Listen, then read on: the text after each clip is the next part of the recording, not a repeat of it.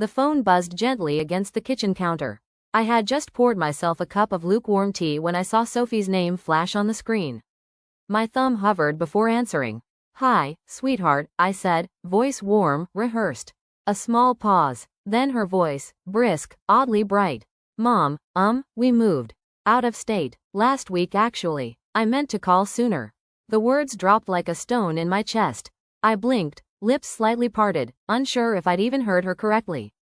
Moved? Out of state? Last week? Silence stretched. 5 seconds passed. I didn't breathe. My fingers tightened on the phone until my knuckles paled. Every instinct in me screamed to ask why, to demand how, to cry, but I steadied myself. "Oh, okay, sweetheart. I'm glad you told me. I hope it's good for you." My voice came out almost too calm, like I was trying to convince myself. "Thanks, Mom. We'll talk soon, okay?" "Sure." I ended the call and set the phone down gently, as if dropping it harder might shatter something that hadn't already been broken. The hum of the refrigerator filled the room. I sat, the weight of her words pressing down until my shoulders curled in. That familiar ache, like holding your breath too long in cold water, settled over me. Then I moved, without thinking. Like muscle memory, I opened the laptop I bought after retiring from St. Vincent's. I remember telling the clerk, "It's just for emails and photos, really. Nothing fancy." He had smiled kindly, but something in my tone must have told him the truth. I didn't want to feel left behind. The screen lit up under the dim kitchen light, but my thoughts had already drifted. I could still see little Sophie at the dining table, legs swinging, pencil in her hand. "Mom, how do you spell responsibility?" she'd ask, chin scrunched in fierce concentration. I'd kneel beside her, fresh from a 12-hour hospital shift, smelling faintly of antiseptic and sweat, trying not to nod off while helping her spell out her future. I had poured everything into that girl. Every shift, every paycheck, every ounce of strength I had left after Daniel passed. God, Daniel. It had just been me and her since he died. I was 29, barely a woman myself when I buried my husband. I remember Sophie coughing in her sleep the winter she had pneumonia at age 7. I'd sit at her bedside, rubbing her tiny back, counting her breaths in the dark. "I'm here, baby. I'm right here," I'd whisper. She'd reach out, hot with fever, her little fingers curling into mine. "Mom, I'm scared," she'd say. "I know, baby, but you're brave. You're stronger than you think." She had been my whole world. And now? Now she was gone. I opened a folder I'd been quietly building for the past 6 months. I didn't even know what I was building at first. A digital breadcrumb trail, I suppose. Receipts I didn't recognize, loan notices that arrived with her handwriting but my name, transactions that raised my eyebrows, then my blood pressure. I hovered over the file. My heart raced. Then I opened my email. Typed in Miles Hartman's name, the lawyer who had stepped in when I lost Daniel, who helped me through probate, who never once made me feel old or small. I attached the file. Every document, every wire transfer, every gentle deception I'd dismissed as family confusion. I stared at the screen. My hand trembled slightly as I clicked send. A soft chime. Message delivered. I closed the laptop and stared at the mug beside me. The tea had gone cold. The kitchen smelled faintly of lemon and old toast. I sat still. For a long time, for years, I had chosen love over pride. Bitten my tongue. Let things go. It's just a misunderstanding, I'd tell myself. She's stressed. She's young. She means well. But this wasn't forgetfulness. This was a line, drawn so casually, it was almost cruel. And somehow, in that quiet kitchen, something in me shifted. I leaned back in the chair, exhausted and quietly alive. The betrayal stung, but underneath the grief was something else, an ember. Small, hot, and persistent. I pressed the laptop closed and looked across the room at a stack of papers I had been organizing for weeks. I reached for them slowly. Every page felt heavier than it should have, like they carried more than ink. Sophie's call had sounded rehearsed, like she was reading lines someone else had written. Her voice had lost its warmth. I could still hear it in my head. "We forgot to tell you." Forgot. I had been forgotten, and I had known it was coming. This wasn't sudden. It had been happening, quietly, for years.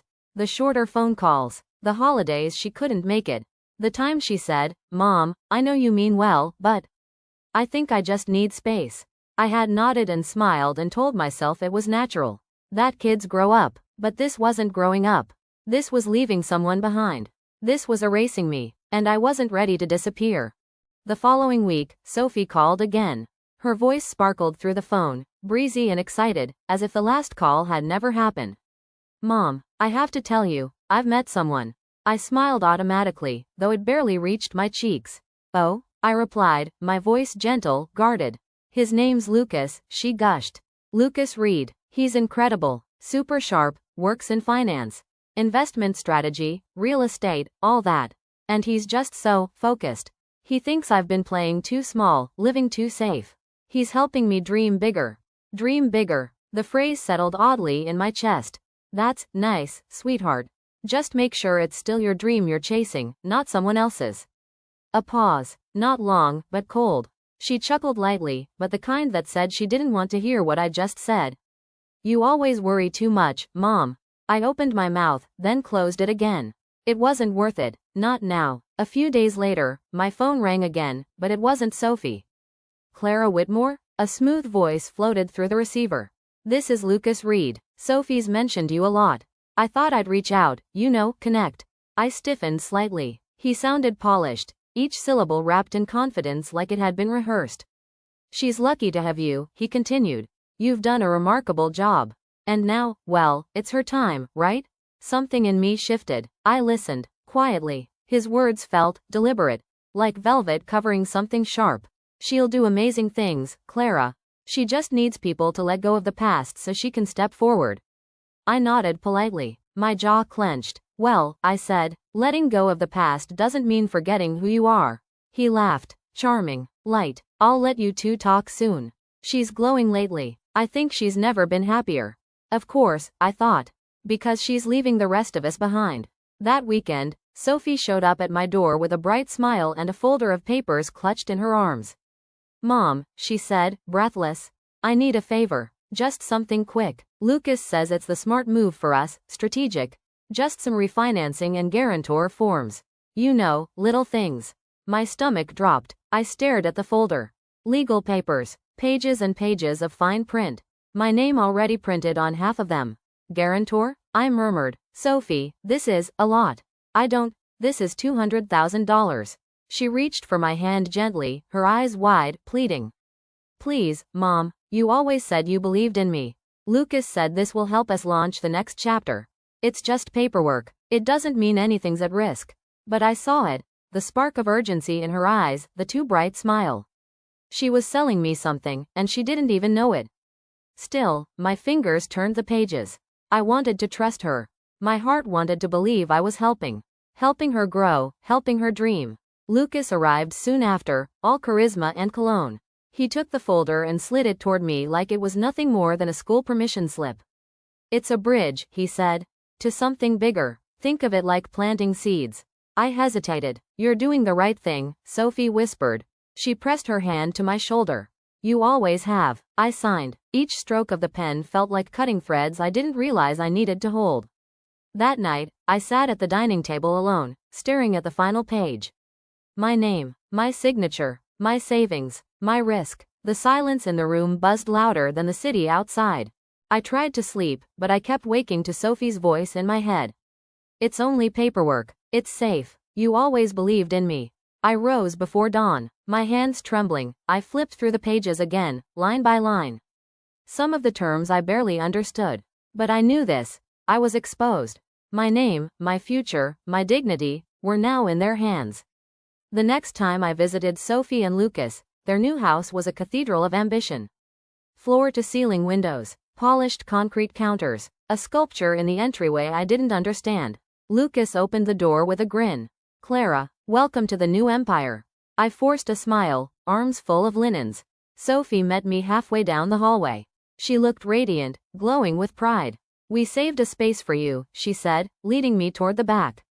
The room was small, a twin bed wedged between the wall and a dresser. No closet. The window looked out onto a concrete garage wall. I tried to smile. It's cozy, I said. She laughed, brushing it off. It's just for a little while, Mom. Until the rest is finished. We're still settling in. You'll have your own bathroom soon. I nodded, feeling my chest tighten. On the fridge, a laminated list. Kitchen hours. 8 a.m. to 5 p.m. dishwasher use. After 5 p.m. only. Guests with 24-hour notice. Laundry. Tuesdays and Fridays only. The words blurred slightly as I stared. My breath shortened. These rules, I said gently, are they for me? Lucas appeared behind me, casual. They're for the house. Structure helps everything run smoothly. We just want harmony. Harmony. A tight smile twitched on my lips. I remembered when harmony meant dancing barefoot with Sophie in the kitchen, flour on our faces, cookies burning in the oven. Now it meant schedules, restrictions, rules. You'll get used to it, Mom, Sophie said, giving my arm a soft pat. It's all for the best. We're building something amazing here. Together. But together had never felt so far away. I sat in the tiny room later, listening to the sound of laughter echoing down the hall. Their laughter, not mine. I stared at the walls I had paid for, touched the counters I had unknowingly helped install. And for the first time, I realized something terrifying. I wasn't part of their future. I was just collateral. I returned home that afternoon. Not to the room with the tiny window and printed rules, but to my apartment, what was left of it. I had given up most of my space for them. Sophie had said I wouldn't need much anymore. I opened the door and stepped inside. It smelled faintly of lemon cleaner and dust. The kitchen clock ticked louder than usual. The mail sat in a crooked stack on the counter.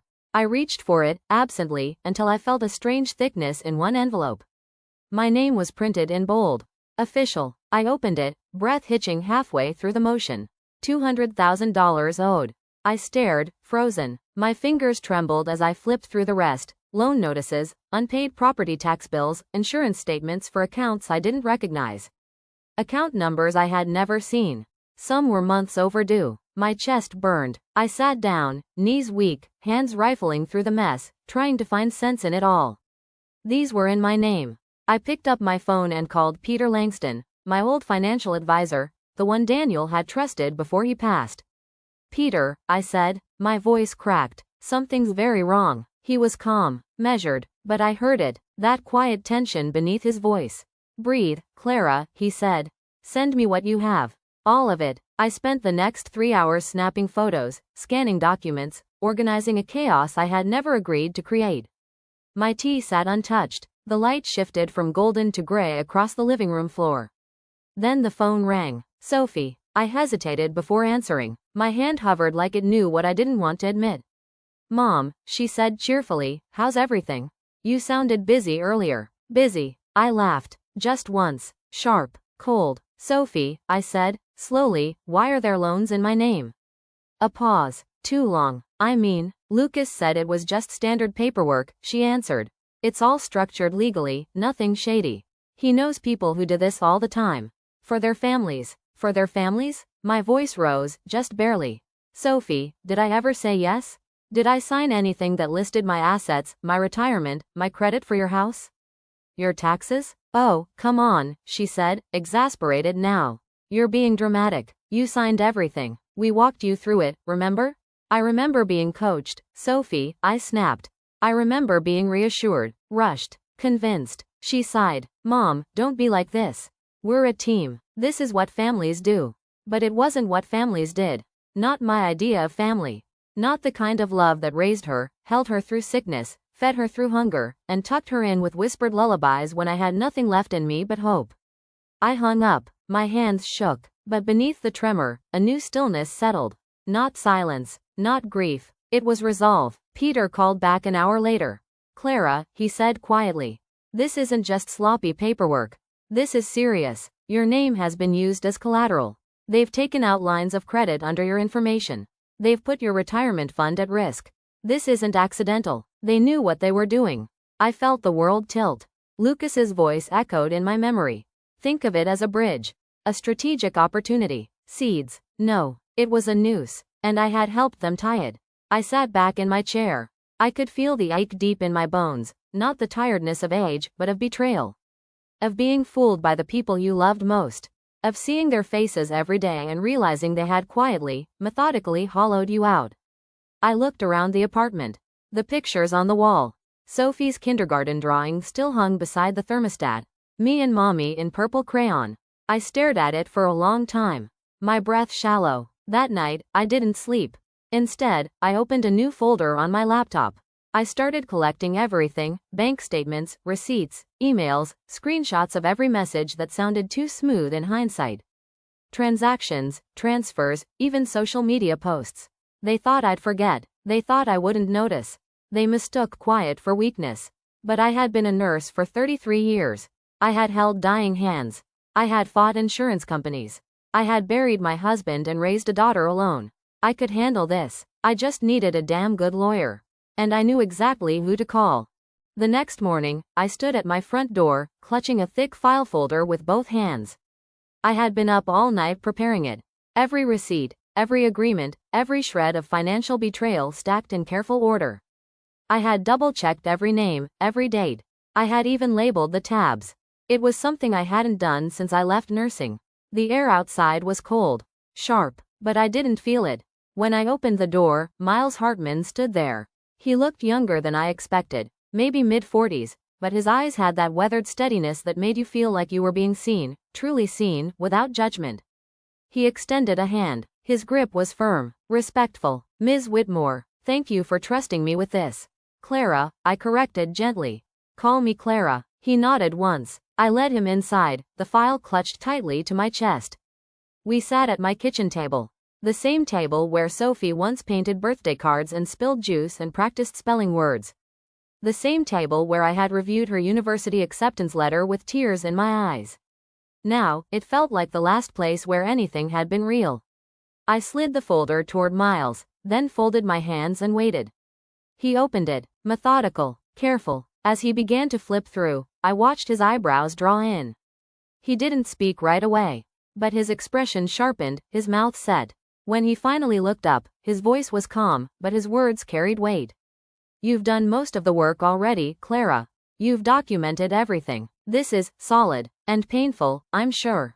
I looked down at my hands. I kept giving them the benefit of the doubt. Every time something didn't feel right, I told myself I was just old. Or overreacting. Or holding her back. Miles leaned forward slightly. "You were being a mother." I swallowed the lump forming in my throat. "They used my name," I said. "My history. My credit. All those years I worked double shifts just to make sure she had a future. She and that boy used it like it was theirs to gamble with." Miles looked back at the documents. "They didn't just gamble with it. They turned it into leverage." That word stung. Leverage. They had turned me into something useful. A tool. "They think I won't fight," I whispered. "They think I'll just go quietly, cover their mistakes again, like I always have." Miles didn't say anything for a moment.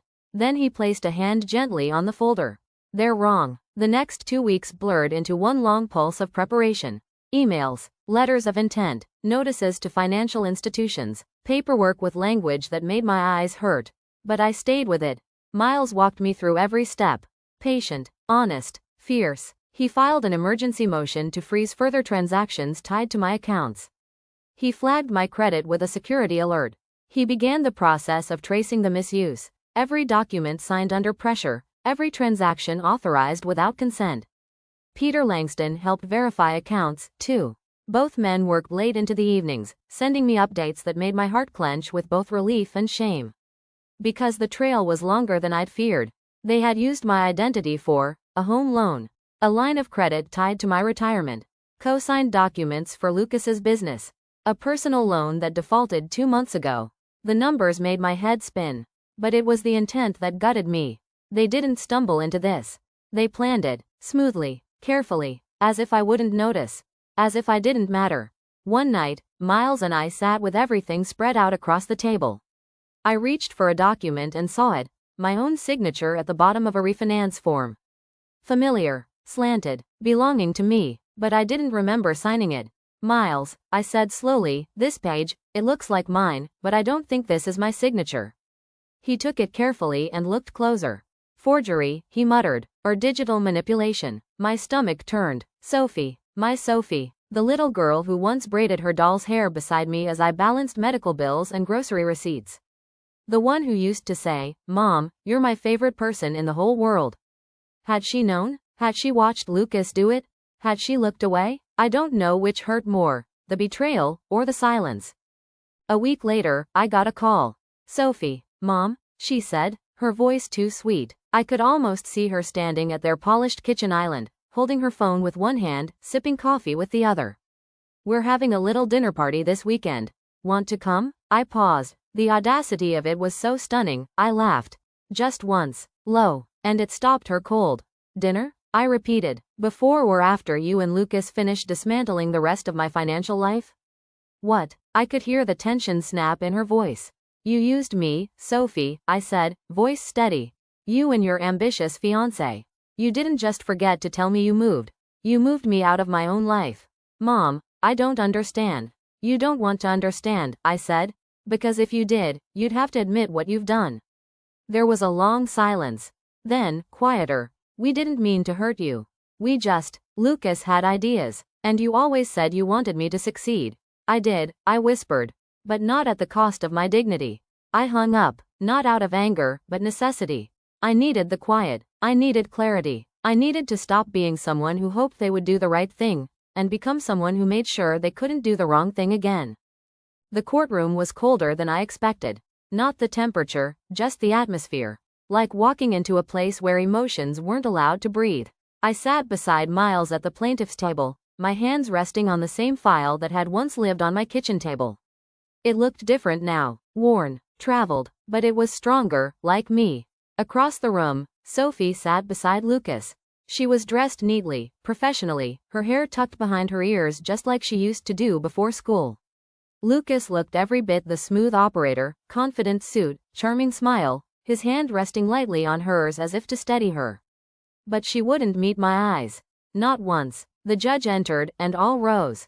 I did too, my knees aching slightly as I stood. But I stood tall. All parties present, the clerk called out. Miles leaned in. Stay calm. You've done everything right. I nodded. My heart thudded in my chest, but there was a calm under it. A different kind of strength than I had ever known. This wasn't a hospital emergency room. This wasn't a daughter's tearful fever. This was me, saving myself. The judge adjusted her glasses and looked at the papers in front of her. Counsel, she said, looking at Miles. You may proceed. Miles stood slowly, smooth, controlled. Your Honor, we are here today on behalf of Clara Whitmore, a 65-year-old woman who has spent her life building a stable foundation, only to have it quietly dismantled by the very people she trusted most. He turned, eyes scanning the room. We will present documentation showing forged signatures, unauthorized financial transactions, misuse of personal identity, and coercive manipulation by the defendants, her daughter, Sophie Whitmore, and Sophie's fiancé, Lucas Reed. Sophie stiffened slightly. Lucas crossed one leg over the other, cool as ever. Miles continued, This is not a matter of family disagreement. This is fraud and betrayal. He began handing out evidence packets to the court. Emails, signatures, recorded statements, photos of signed checks, even screenshots from Sophie's social media showing purchases, vacations, renovations, all funded through the credit and name of Clara Whitmore. The judge flipped through the pages silently.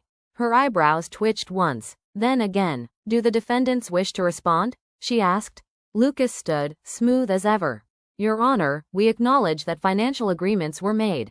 But we contest the claim that Clara was unaware. She signed the documents. She agreed. And more than that, she did it out of love. Generosity. He looked at me, smiled. The kind of smile that might have charmed a room full of investors. She wanted to help Sophie. She always has. I stood. The judge raised an eyebrow but didn't stop me. I think she knew I needed to speak. My voice was calm, but inside, I was shaking, though not with fear. Your Honor, I said, I did want to help my daughter. I gave her everything I had. But what they took wasn't given. It was taken. I held up a printed form. This signature? It looks like mine, but it isn't. I never signed this. I laid it on the table. They used my name on loan applications I never saw. They added me as a guarantor for debts I didn't approve. They moved money from my accounts and told me it was for family. But they never asked. I turned, finally meeting Sophie's eyes. I stayed up with you when you were sick, Sophie. I sold your great-grandmother's ring to pay for your first year of college. I worked 18-hour shifts just to keep the lights on. And I never once asked for anything in return. Not even a thank you. Sophie's eyes shimmered, her lips parted, but no sound came. But this betrayal? This wasn't a mistake. This was a plan. A quiet removal of my value, of my autonomy.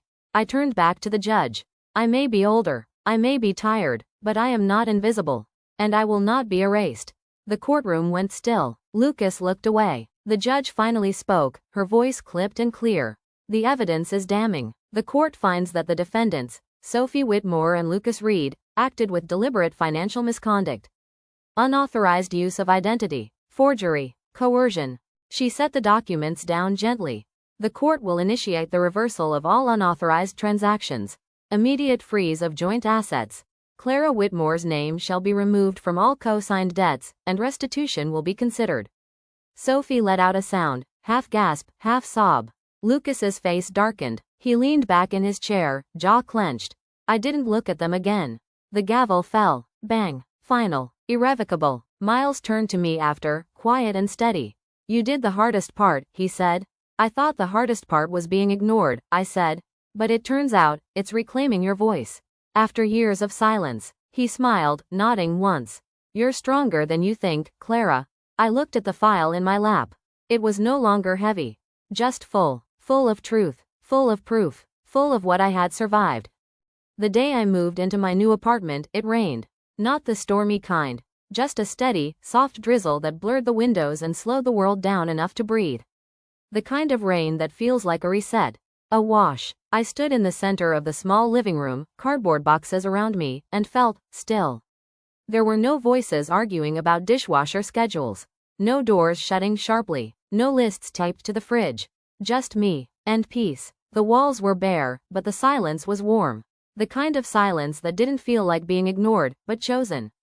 I poured myself a cup of chamomile and sat on the balcony. The Willamette River shimmered in the distance, gray and soft under the sky. A text pinged on my phone. Sophie. Mom, can we talk? Please. I know I hurt you. I just want to make it right. I miss you. I stared at it for a long time. My thumb hovered. I could feel the old ache starting to stir, wanting to fix, to forgive, to step in and fill the silence for her. But then I remembered the courtroom. I remembered that tiny room in their house. The smell of fresh paint. The lists of rules. The way she smiled and said, "You'll get used to it." I remembered the weight of every document I didn't sign. And I remembered the strength in my voice when I said, "I will not be erased."